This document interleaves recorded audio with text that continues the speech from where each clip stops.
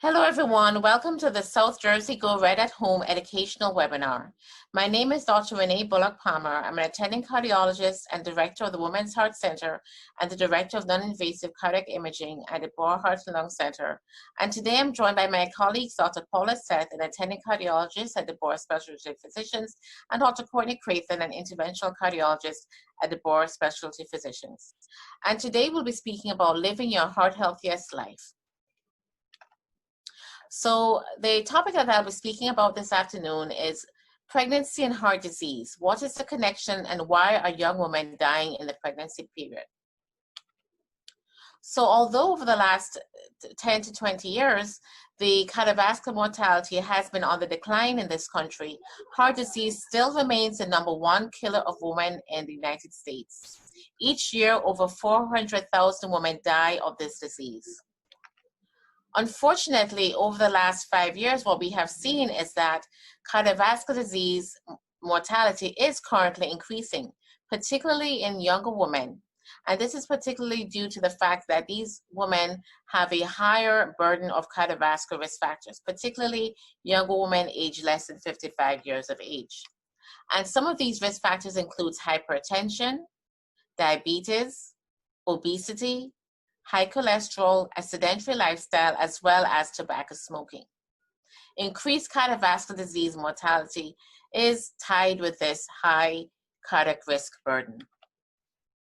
Now, with regards to postpartum mortality, despite advances in this country in healthcare, maternal mortality and morbidity remain significantly higher in the United States relative to other developed countries. Unfortunately, maternal morbidity and mortality has steadily increased over the last 20 years. Now, there are significant racial and ethnic disparities seen in maternal morbidity and mortality in the United States, with Black women having a greater than 3-fold higher death rate compared to white non-Hispanic women. The lowest maternal morbidity and mortality is seen in Hispanic women. The cause of this disparity is multifold. It may also be related to a higher prevalence of cardiovascular risk factors such as obesity, hypertension in Black non-Hispanic women, and this may also be related to the limited access to adequate pre- and postpartum care in this patient population. There's still a lot of work left to be done in resolving these inequities in maternal health care. Now, what's the connection with heart disease? Cardiovascular disease accounts for approximately 1/3 of pregnancy-related deaths and is a leading cause of maternal morbidity and mortality. Acquired heart disease is thought to be the cause for the rising cardiovascular mortality in women. An increasing number of mothers are entering pregnancy with a greater burden of common risk factors for cardiovascular disease, such as an older age, obesity, diabetes, and hypertension. Now, what can you do to decrease your risk of cardiac-related complications or death in and beyond the pregnancy period? The first starts with knowing your family history. It is very important to know if any of your first-degree relatives, defined as your mother, father, or sibling, who have been diagnosed with a heart attack or found to have a clogged blood vessel when they were less than 55 years of age if they were male, or less than 65 years of age if they were female. Now, in addition to this, knowing your family history of high blood pressure, diabetes, including gestational diabetes, which is diabetes in pregnancy, preeclampsia, coronary artery disease, which is due to a blocked vessel, and certain congenital heart defects is important, as this may be associated with an increased risk for you yourself having these conditions. Now, in addition to that, adopting heart healthy habits before, during, and after pregnancy is very important. This includes cessation of tobacco smoking, stopping any alcohol drinking, maintaining a healthy weight, and getting enough sleep and managing your stress. Now, before considering pregnancy, it is very important to have a wellness check with your primary care physician to be screened for any cardiac or heart risk factors such as high blood pressure, diabetes, and high cholesterol. Now, if you do have a history of congenital heart defects, you must be seen by a cardiologist before considering pregnancy, as there are certain defects that may need to be corrected or may be a reason to avoid pregnancy due to increased risk of death to the mother. Now, once your risk is assessed, if you are found to be at increased risk with the diagnosis of diabetes or high blood pressure, managing these diseases before, during, and after pregnancy is vital. It is important to listen to the advice of your doctor as well as taking your medications that are prescribed. Some of the medications used for these diseases may have to be changed before considering pregnancy to avoid any ill effects to the baby. Now, regular prenatal visits are important. It's recommended that OBGYN visits should be started at least in the first 8 to 10 weeks of pregnancy, and this may be earlier for women who are at increased risk for ectopic pregnancies. Thereafter, monthly visits up until 28 weeks gestation is very important, and thereafter, visiting your OBGYN every 2 to 3 weeks up until 36 weeks gestation, and after 36 weeks of gestation, you should be seeing your OBGYN weekly in that pregnancy. The frequency of visits is determined by individual needs and assessed risk factors. The goal is to coordinate care for detected medical and psychosocial risk factors and to manage your pregnancy effectively. Your diet is also important. So simplifying your diet by avoiding any processed foods, such as replacing sugar, sodas, ideally with water and fresh fruit, and also trying to eat more whole grains and vegetables and fruit. Avoiding food containing high fructose corn syrup, and think about not only controlling the quantity of your meals, but also improving the quality of what you're eating. You should avoid any junk food such as hamburgers, pizza, fried chicken, just to name a few, and should also avoid animal fats as much as possible, such as red meat, which includes pork, as well as beef, processed meats, such as bacon and cured meats, and avoiding chips and fries. Now, staying active is important even during your pregnancy.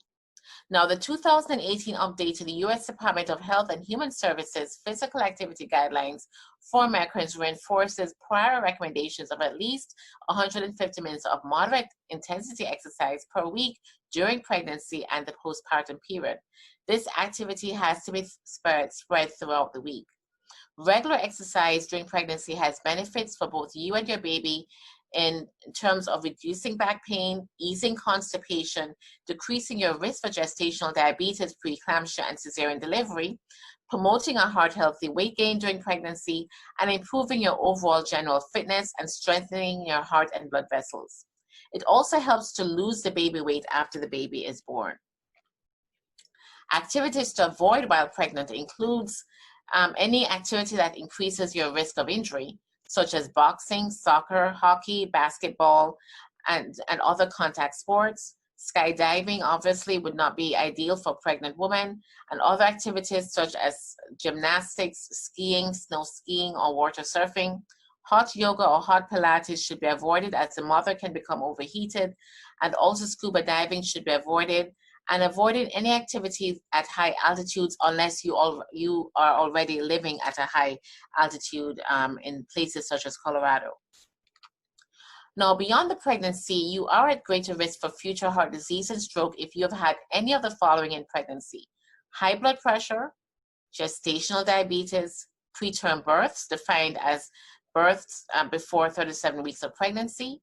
So therefore, make sure that your primary care physician knows if you have had any of these complications and to check your heart risk frequently as you age. It's very important to adopt and maintain healthy habits throughout your life. Thank you, and I'd like to invite you to visit any of these patient resources listed here, thewomanheart.org, or American College of Obstetrics and Gynecologists, also CardioSmart, American College of Cardiology, and of course, the American Heart Association at www.heart.org. These websites have very valuable information that you could visit to then learn more about this issue. Thank you very much, and I will now turn it over to my colleague, Dr. Paula Seth. Thank you.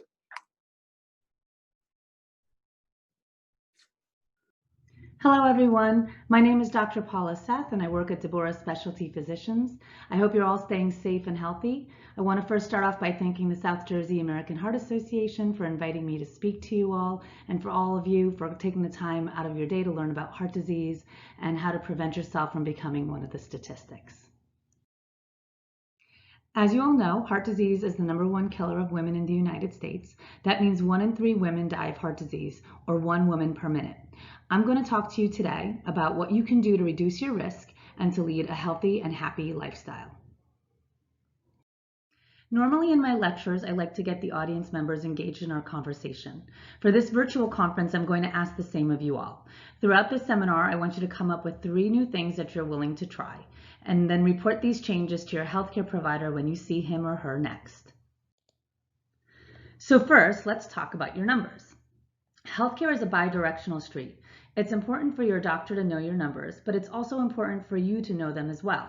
I've color-coded this list to help guide you on how to get this information. Dr. Bullock-Palmer has already informed you on the cardiac conditions associated with pregnancy. As you know, high blood pressure and diabetes during pregnancy can be seen as a risk factor for developing these conditions on a more chronic basis later on as adults. These conditions, along with your family history, is important to discuss with your provider. Of course, you can't modify these risk factors, but the presence of these conditions can help lead to more or less aggressive therapies that your physician may prescribe. In orange, I have the risk factors that you can measure at home. It's easy enough, even though you might not want to measure your weight. Body mass index, or BMI, is your weight index to your height. So what you do is you take your weight in kilograms and you divide it by your height in meters squared. Alternatively, you can just Google BMI calculator and put your numbers in. Less than 25 is normal, 25 to 30 is overweight, and greater than 30 is obese. So this is something you should all take advantage of and try to figure out what your BMI is and try to put it into a healthy range. We'll talk more about what you can do to get yourself into a healthy range later. Waist circumference is also something you can do. So what I normally recommend to patients is take one of those flexible tape measures that tailors use or seamstresses and suck in your belly and then measure yourself right at the level of your belly button. For women, the goal is to be less than 35 inches. In green, I have other measurements that are usually done in the doctor's office, so blood pressure, cholesterol, and glucose, or your sugar level, and the hemoglobin A1C, which is also a blood test. The blood pressure should be less than 120 over 80. More than 140 over 90 suggests that you have high blood pressure and should get treatment for that. Cholesterol is also another panel of blood work that can be ordered by your provider. There are different cholesterol goal levels depending on your clinical history, and that should be discussed with your provider as well. As far as your glucose or your sugar level, the goal for your fasting glucose should be less than 100. Between 101 to 124 is pre-diabetes, so it's really important to change your diet and lose weight to help bring those numbers down. Over 125 is usually diagnosed as diabetes. Hemoglobin A1C is a measurement of your sugar levels for the last 3 months, and that's usually ordered via a blood test. So there are a lot of diets that are available that people try to follow to lose weight, but the data shows that for the best success and sustained weight loss, it's important to just eat a well-balanced, low-caloric diet. So portion control is key. What is well-balanced? Well-balanced includes a variety of fruits and vegetables, whole grains. If you do eat dairy and meat, you should try to consume low-fat dairy products and choose poultry and fish over red meats. We should also try to limit our oil intake, but for cooking, if you are going to be using oil, you should try to avoid what we call the tropical oils, such as palm oil and coconut oil. When looking at studies that show how diet can reduce death rates from heart disease, the key ingredients that seem to be correlating with the development of heart disease are saturated fats, added sweeteners and sugars, red meat, and salt. So it's okay to eat fruit, but try to avoid the sugar-sweetened beverages and other processed foods.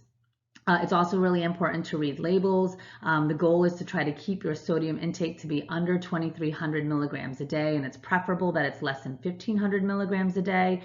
It's also preferable to keep our saturated fat intake less than 13 grams a day, but that should go down if you're eating a diet that's less than 2,000 calories a day. Many find it's hard to stay on this diet, so planning is key. It's important to really keep a good grocery list. Don't go to the grocery store hungry because you might end up purchasing something that will derail you from your diet. And food prep helps as well, especially if you're really busy during the day and you come home at night. It's having your food already prepped will help prevent you from getting the takeout, which is just an easier solution, but obviously less healthy. Okay, so exercise. So what's the data? So the data from 2010 in a National Center for Health Statistics study showed that 1 in 3 adults who visited a doctor in the prior year was only advised to start or continue an exercise program. We know that fitness not only decreases bone loss, increases coordination and balance, but it also reduces cardiovascular disease. It can reduce your weight, reduce your blood pressure, reduce your cholesterol, and all of this leads to less non-fatal heart attacks, less death from heart disease, as well as less procedures like bypass surgery and the need for stents and angioplasty. A study in 2013 where they looked at individuals who did physical activity in their leisure time showed a reduction of 29% of heart disease events in women. So what's recommended? Right now, it's recommended that all individuals, specifically women, exercise for over 150 minutes a week in a moderate intensity level, or 75 minutes or more a week of vigorous exercise. So moderate intensity exercise, I define to people as going out and exercising and getting a little glistening, not dripping with sweat, but just glistening. As you get into better shape, what qualifies as moderate is going to get more intense, and you should try to continue to move that threshold along with your cardiovascular health. Chronic stress can be associated with an increased risk for the development of heart disease. The fight or flight response hormones that are released when we're under chronic stress can worsen the risk factors that we've already discussed. Higher cortisol levels can lead to weight gain, higher sugar levels. Stress may also lead to poor eating habits and uncontrolled high blood pressure. A meta-analysis showed that even after adjusting for depression, in people who have post-traumatic stress disorder and chronic stress from that, there is a 46% increased risk of developing heart disease. So what can we do? Exercise can definitely help with stress. Go outside, take a walk, enjoy the fresh air. That can all help relieve stress. Other activities that incorporate mindfulness, such as yoga and meditation, can also help reduce your anxiety and stress level. Importantly, we should all try to be cognizant of the fact that, especially in our digital age, many people aren't getting enough sleep. So we have to remember to put down our cell phone, turn off the television or iPad, and just take some time to disconnect from social media and the news if you think that's contributing to your anxiety or chronic stress level. Now, I just told you to turn off the electronics, but there are some great apps that can help with meditation and mindfulness that you can easily research. So in conclusion, we went over some ways to improve your health. Know your numbers, understand how diet impacts your risk of developing heart disease, exercise more, and learn how to manage your chronic stress. For more information, you can go to the Go Red for Women website from the American Heart Association. There are other websites that are listed above that'll have also some great resources. Talk to your primary care providers when health fairs open back up. Make sure you try to stop by to get more education. I'm going to leave you with a quote that I tell my patients by C.S. Lewis, who is the author of Alice in Wonderland. You can't go back and change the beginning, but you can start where you are and change the ending. Good luck, and I wish you the best of health. Hello, my name is Dr. Courtney Crathen, and I'm going to talk to you guys today about peripheral arterial disease. Briefly, what we're going to talk about today, what is peripheral arterial disease? How does it present? How does it progress? What are the risk factors specifically in women? And what is the overall health burden of having arterial disease in the peripheral beds? So the first question, what is peripheral arterial disease? It's basically a buildup of plaque in the arteries leading to blockage of non-cerebral or non-coronary arteries, so not including the arteries of the brain or the heart. Oftentimes we see this in the office and it's asymptomatic at the time of exam. Typically we're referring to the arteries of the lower extremities, but also can include the upper extremities as well. And why we're so interested in diagnosing this is because it can cause a total loss of blood flow and eventually lead to amputation of limbs. On the right side of the slide here, you can see the estimated age-specific prevalence of men and women living with lower extremity PAD. This slide is from, about 10 years ago, but you can see there's a difference between high-income countries and also low-income countries, so that demographic can play into the diagnosis. Peripheral arterial disease is part of a bigger picture often. We are often clued in that somebody has disease of their lower extremities or upper extremities based on their severe coronary artery disease, or if they've had a stroke or some type of vascular event in the brain.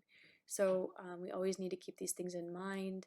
If you do have coronary artery disease, if you do have cerebral arterial disease, then peripheral arterial disease should be screened for and thought about. So how does the typical patient present with peripheral arterial disease? So how does PAD evolve? Intermittent typical claudication, it's consistent pain with exercise, relieved when you rest. It can also present as other leg pain. Often females fit into this category of having that leg fatigue, or just a sensation of the legs being tired. When we move into critical limb ischemia, this is a severe form of peripheral arterial disease with classic rest pain, so pain in the lower extremities with rest. The last diagnosis is really acute limb ischemia, and this is complete loss of blood flow. There is tissue loss that is threatened if it's not identified and treated emergently. So this is a medical emergency. So probably one of the most important slides, what are the risk factors for peripheral arterial disease? What can we change and what we can't change? So there are two columns here. We can affect the blood pressure to some extent. We can also affect the diabetes to some extent. Smoking is 100% modifiable, so keep that in mind. Sedentary lifestyle, most of the time, we can get patients more active and also change their diet. Things we can't change are our gender. We can't change our ethnicity. We can't change our age. And peripheral arterial disease does increase with increasing age. And also we can't change our family history. So these are things that we have to keep in mind when we're evaluating a patient. Are they at higher risk based on categories from either one of these columns? What is the burden of PAD? Why do we want to treat it? Why do we want to identify it? Because it has a high morbidity and mortality rate. In fact, the disease burden is often higher with PAD than in patients with coronary artery disease. And this is because hospitalizations are frequent due to worsening leg pain, multiple procedures of the lower extremities, and ultimately amputations. So it all leads down to the one thing that's highlighted: reduced quality of life. That's what we're trying to really, catch at an early stage and treat early so our patients can live a high quality life for a longer period of time. So thank you very much. I come to you from Debora Specialty Physicians, and it was a pleasure talking with you today.